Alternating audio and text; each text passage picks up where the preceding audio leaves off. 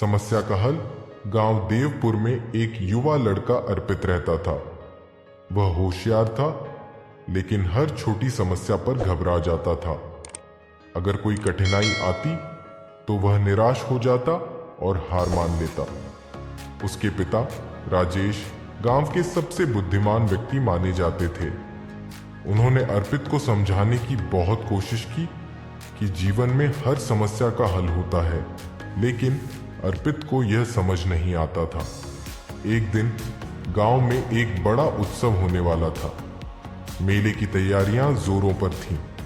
गांव के चौपाल पर एक बड़ा मंच बनाया जा रहा था, जहां नाटक और गीत संगीत के कार्यक्रम होने थे। पूरा गांव इस आयोजन के लिए उत्साहित था। अर्पित भी अपने दोस्तों के साथ मेले का इंतजार कर रहा था, लेकिन एक रात तेज आंधी और बारिश आई, जिससे मंच गिर गया और मेले की सारी सजावट खराब हो गई। सुबह जब गांव वालों ने यह देखा तो सब निराश हो गए। अर्पित भी बहुत उदास हुआ और बोला, अब मेला कैसे होगा? सब बर्बाद हो गया। पिता राजेश मुस्कुराए और बोले, बेटा, हर समस्या का हल होता है। अगर हम धैर्य और समझदारी से काम लें तो हम किसी भी मुश्किल को पार कर सकते हैं।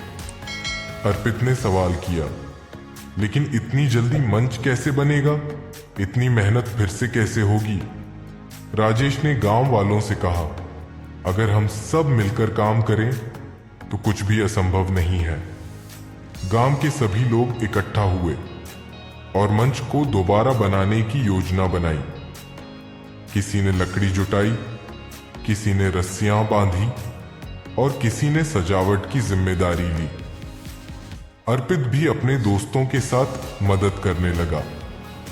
दिन रात की मेहनत के बाद मंच फिर से तैयार हो गया। अर्पित को यह देखकर बहुत खुशी हुई कि जहां उसने हार मान ली थी, वहीं सबने मिलकर हल निकाल लिया था। उसने पिता से कहा, पापा, अब समझ आया कि सच में हर समस्या का हल होता है, बस हमें कोशिश करनी होती है। राजेश ने मुस्कुराते हुए कहा, बिल्कुल। जीवन में कितनी भी कठिनाइयां आए, हमें उनका हल निकालने की कोशिश करनी चाहिए, न कि उनसे डरकर बैठ जाना चाहिए। उस दिन अर्पित ने यह सीख ली कि कोई भी समस्या स्थायी नहीं होती। सही सोच और मेहनत से हर समस्या का हल निकल सकता है।